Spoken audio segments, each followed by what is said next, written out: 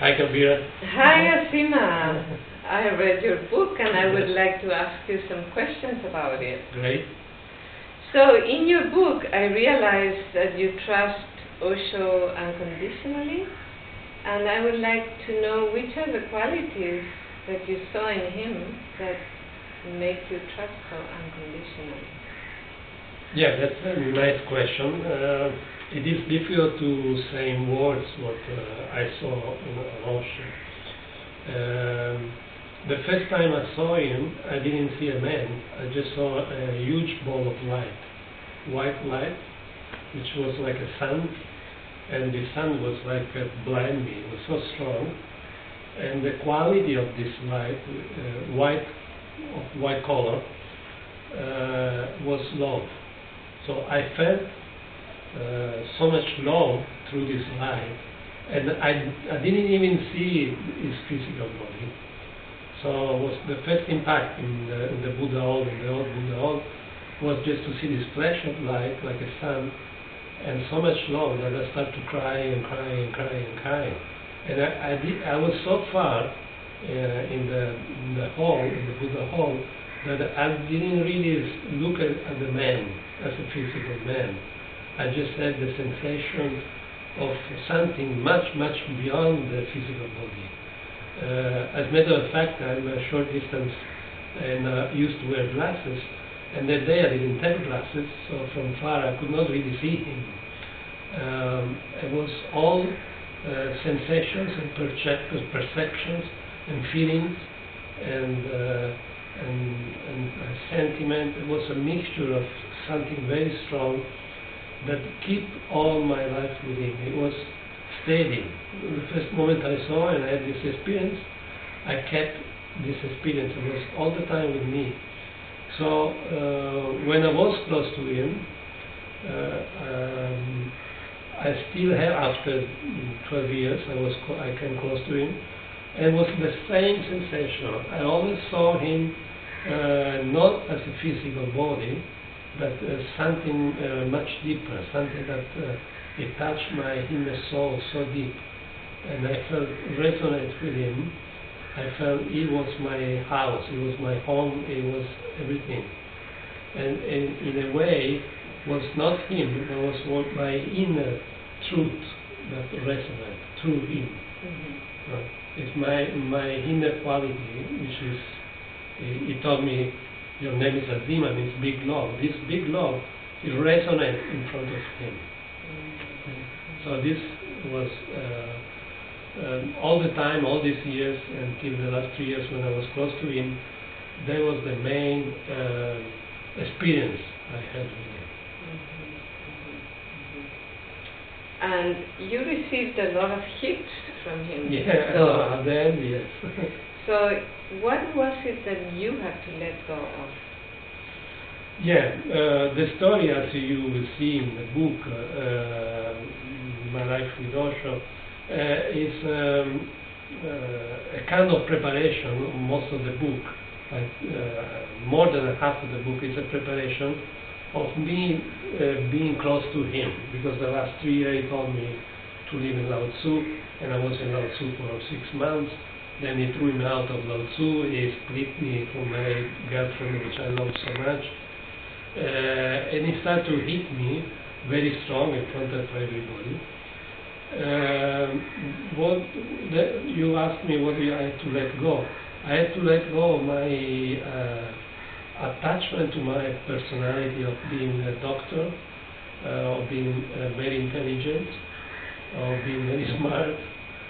When I was 23, I was already a medical doctor. I was very quick with my mind.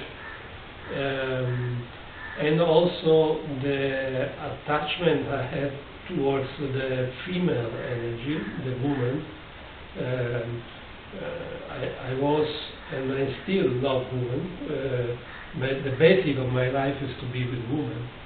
Even when I was in my family, I was with my sister and my mother. So I grew up with a female image.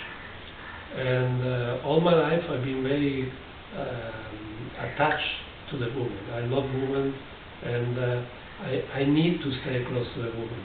It's like, for me, it's like more important than food. When I was in London, which was one of Osho's medium, for me it was like paradise. She was so beautiful, and through being with her, we went close to the master. We were living 2 rooms before Osho's room. So for me it was like a dream, it was a paradise, it was like something like that we would never think about. And Osho broke this dream. Like he broke a series of dreams that I had in me, which is like be famous, be a good doctor, be a nice lover, you know, all these dreams that were in me.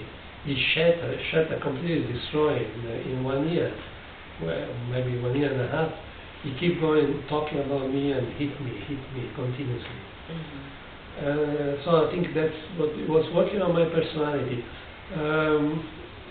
I never had a doubt for a second, for a split second. When he was hitting me so much, it was painful for me, because in front of everybody, you know, but I never had doubts. I knew he was working on me, and I could not understand in the moment what he was doing, but I trusted what he was doing. And so that's why I went home, and I never left. I remember people, when Osho hit them, they just ran away, escaped from the ashram or to the community. I felt he was working on me, so he was doing his work, and I was glad that he was working on me, even if in that moment I was completely crashed down, I was in pieces. But inside me I knew it was a blessing. He was working with me, and I was thanks that he was working with me. I didn't know why he was working with me, with so many people. He had to hit me so much. But after many years, I realized what he was doing at that time. So how is it that breaking with your identification of being a doctor and a good lover, how did it help you inside? How has it helped you today to be more free? How do you feel that? Yeah, as I said before, it took me many years to understand what he was doing. And I think that's one experience that we all have, that Osho gives us something, and then it takes time to realize, because he was so much ahead of the time. He was seeing at us, and he was not looking at us as a person, but as a being of light. He was working with something very deep with each of us and with the whole humanity, let's say. Like Osho, after now it's 20 years, he left the body 24 years ago, and more and more people come close to him, because the message was so revolutionary at that time that only crazy people like us, we could be close to him, because we love him, we trust him, and we just go for it, and we do everything just to stay with him. But the message is becoming clear now, after 25 years, and will be more and more clear with the time, like in 20 years, in 50 years. Osho's message will become more and more clear, and more people will come to this message, which is a new man, the new man. So now I forgot your question. My question was, how do you feel it changed you, this breaking of your identification with being a doctor and a good lover? Okay. How did it make you more free? Okay. Today, yes, I feel much more freedom, because I am much less identified with my outside personality. I'm not so identified anymore with my being doctor, famous doctor, or be a lover, a good lover. There is much more distance. So he helped me to take distance from this body, but mostly from my personality. So I feel much more distance. And when you feel more distance, you are less serious. If you are close to some part of your ego, then you become more serious, because you believe you are that part. But more the time is passing now. For instance, I dropped my being doctor just in one day because I was not attached to be a doctor. Even if I was after Osho, I went to be a doctor. I was for 20 years after Osho with the body. But I had no attachment. I did it totally, but I dropped it totally too. Like this distance, this space, it creates the experience of being close to him. This space is getting larger and larger, let's say, so less and less identification. So that you would say, in other words, that that helps you to become less serious about it. Less serious, more joyful, less identified with what I'm doing. Like if I do something I'm not so identified, I can drop it the day after. It's okay. And I realized that in your book there was a lot of exploration around sex in Puna 1. Yeah. So how did this help you to be more loving and more mature? Puna 1, as I say in the book is the old experience. Before I was sannyasi, and then my trip overland to the master, which I didn't know at the time. And then Puna 1, the first commune, then the ranch in America, and then the second commune, Puna, what we call Puna 2. In the book I suggest, after 25 years, I suggested that Osho was working in the first 2 chakras in Puna 1, and he was working on the 3rd chakra in the ranch, and he was working on the 4th chakra in Puna 2. And then the 5th, 6th and 7th chakra he left to us because it's an individual path. So this high chakra, each of us has to go with his own energy, with his own strength, with his own intelligence, awareness, consciousness. And I felt, if I see now, I can see that he helped us in this 4th chakra. That's what he can do. Then this one we have to do individually. So in the first Puna, when he worked with us, we went through all this kind of therapy about, we worked on our anger, our sexual energy, and almost everybody also sent to do this kind of cleansing into the wash machine. It was like a wash machine continuously with this very intense group. And the sex is the main energy that keep us identified with the body. And because there is so much suppression towards sexual energy, there is so much conditioning to sexual energy. All the religions have been repressed the sexual energy. So Osho helped us to play with sex joyfully, like a children, just to not to have inhibitions, just to let go of your sexual energy, have a lot of experience, so that one day you realize that sex is not the whole story of this life. There is something more. As a matter of fact, the first Osho book is From Sex to Superconsciousness. Now, when he wrote this book in the 60s, everybody in India got stuck on the first part of the title, sex, and they accused him of being sex guru. But nobody was talking about the second part of the title, which is From Sex to Superconsciousness. So sex is like a ladder, and we start to climb the ladder. And we have to start from the first step, and it's sexual energy. Sexual energy is so powerful. It's the most powerful energy in the human beings. And today, human beings are destroying the planet because of this suppressed energy.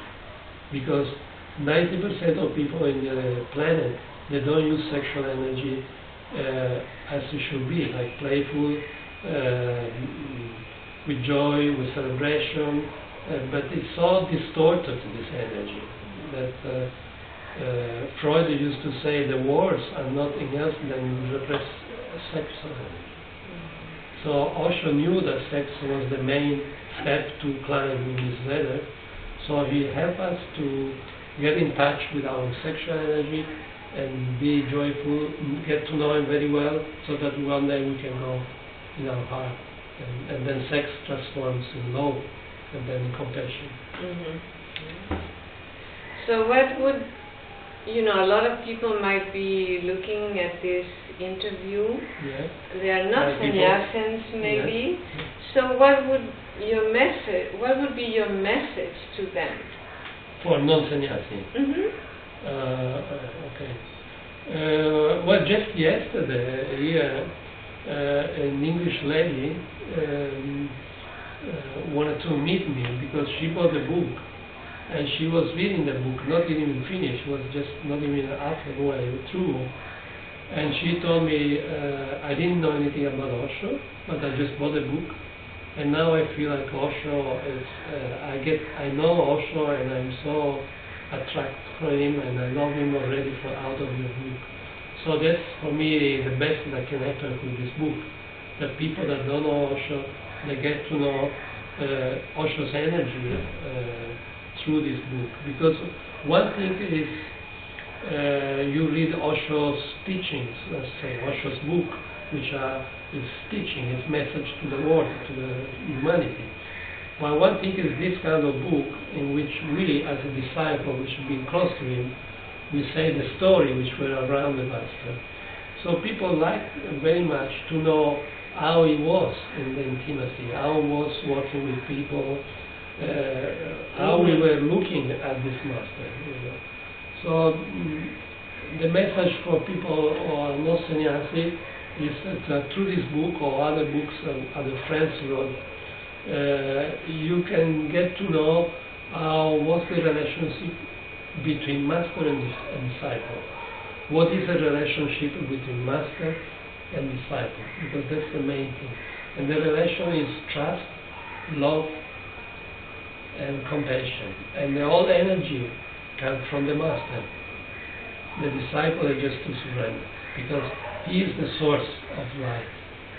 So the disciple has to learn to surrender. And this whole book is about surrender. Surrender to the Master. Okay. Okay. Thank you. Thank you.